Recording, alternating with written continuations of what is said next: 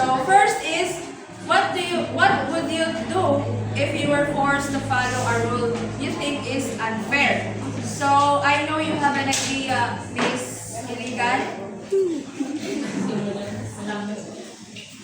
What do you if you were forced to follow a rule?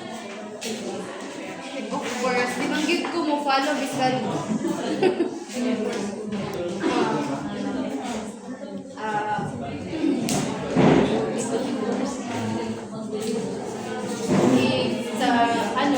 As a person, of course, if unfair din siya, of course, dito ko follow biskan ko. Unsa pa na siya mag-work. Okay, thank you, no? So, next is, would you obey or would you resist? So, Miss Marites, would you obey or would you resist? For me, ma'am, is ganun. Pag mag-feel na gaya ng nako na unfair na ang situation or ang kanang ano, dili forces dito ko dili ko pa. So, thank you, no? So, dili is, pareha bitaw sa, kada bitaw, kuwan, kanang dinaa sa traffic enforcer, bitaw dinaa sa sa sentro is, di ba ang mga traffic enforcer is, ginapubos bitaw nila ang mga tricycle driver na magbuha pa dito permit para makagawas suyod na or hatod sila ang mga estudyante na pagayong sa eskwelahan.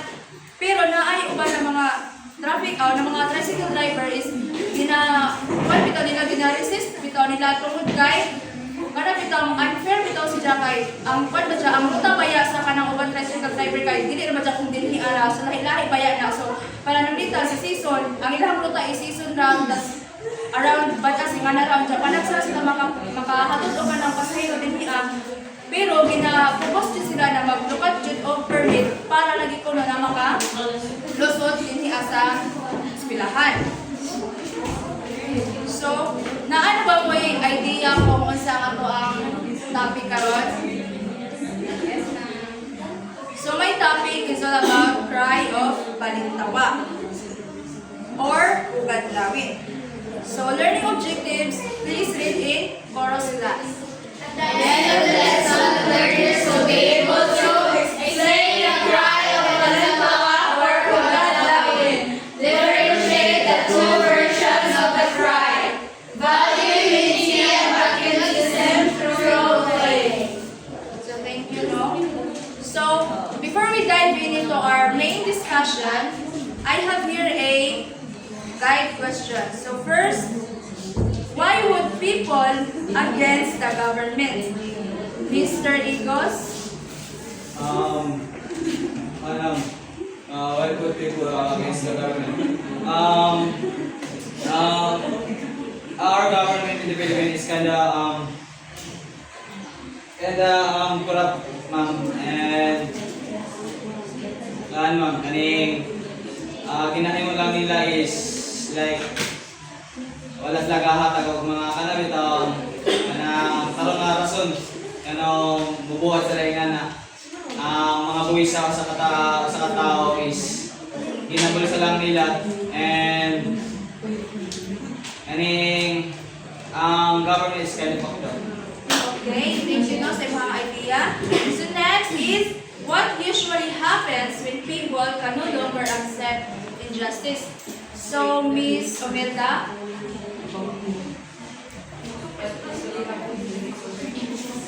Siyempre, ma'am, rebuild ko. Masumpak na kasi sila sa government. Yan, siyempre, injustice naman ang nahita ko. So, ang mga tao, kuha na kasi sila sa yes. Okay, thank you. So, next is, cry of balintawa or ugadlawin. So, naana din ang key event or kaniana event is, it is a very important kay din nag-start ang Philippine Revolution in 1896. So, dinian na pod is kanabitang dirian na pod na mugna or nagkaisa ang mga katipuneros or ang mga Filipinos na mo-resist or mo-fight back sa mga Spanish. Kay tungod kay nakafeel naman sila o kanabitang mga kanabitang unfair na treatment. Tas gusto na po nila og freedom din niya. So mao nang gipangunahan or ginalid ni Andres Bonifacio. So symbol of resistance. So one perspective na nakita din niya sa The Cry is ang symbol of Filipino resistance and patriotism. So dinhian na ang mga katipuneros or ang mga Filipinos na nabilang na member bitaw din sa isang katipunan is ginator or ginabisi nila ang sidula or tax certificate. So ang kaning tax or ang sidula is mao ni ang kana bitong nahimong ID or nahimong kuan bitaw na kita makontrol ra bitaw ta sa mga Spanish na pwede na naa sila authorities na mo arrest sa ato anytime and then mo punish bitaw sa ato anytime. So dinhi ako is na ang mga Filipino is kana bitaw nag-unite na sila and then ni-fight back na sila sa against sa mga Espanyol and then inspired revolution against the colonizer. So there are different versions of what or how the cry happens. So when we say cry, Manggondo, it means kada bitong making decision, revolt. So pasabot sa revolt, it is not just shouting but also it is against or it is kada bitong mo fight back na bitaw ta sa mga Spanish authority. So naay duha ka version kung giunsa or as dapit mahitabo. So first is ang version 1 which is ang cry of Badlawin. So based on Pio Valenzuela supported by Teodoro Agoncillo on August 23 in 1896 kono dito sa Pukadlawin. Ang Pukadlawin class is lugar ni siya na located sa kanang Quezon City wherein parts dyan sa Metro Manila. So dinhi nakitabo ang kadulitong tearing of sidulas na ginalib ni Andres Bonifacio. Oo. Dinhi na tong tearing of sidulas as a sign na magrebelyon na ang mga katipuneros or ang mga Filipino against sa mga Spanish. So nasabtan na ang version 1 which is ang cry of Badlawin class. So mag-proceed na sa version 2. So ang version 2 it is a cry of Balintawak. So dinhi based on kanang sa panisig Guillermo Masangkay and supported by Teodoro Calao on August 26 kono 1896 in Balintawak. Ang Balintawak ay it is lugar gihapon na dinha nahitabo ang kaniyang cry of Balintawak.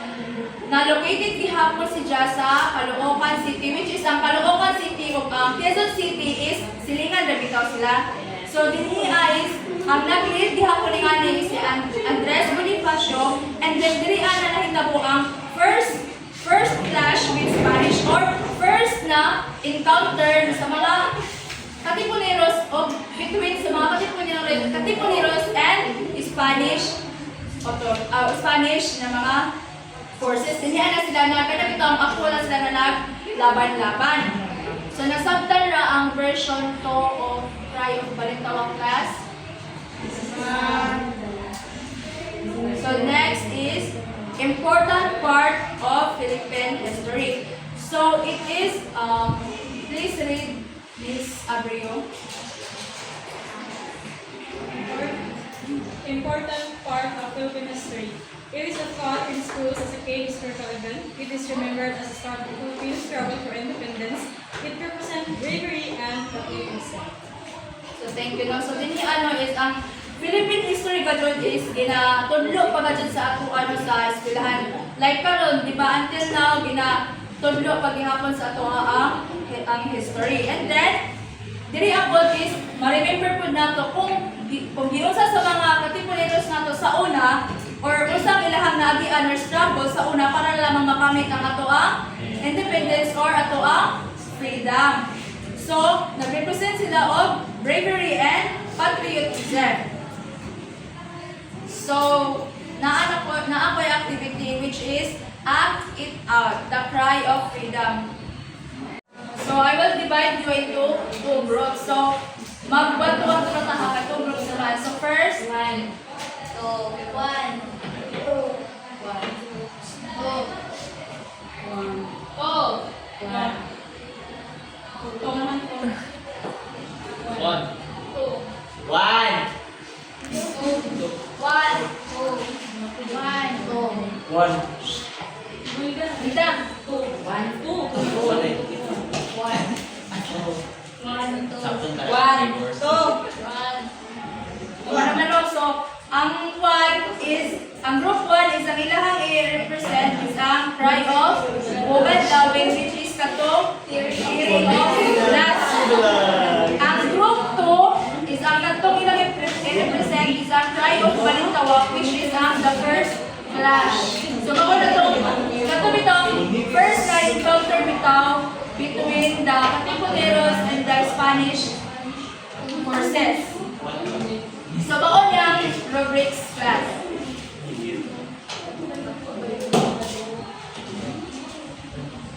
So, next meeting na nato ni represent kay what na may time.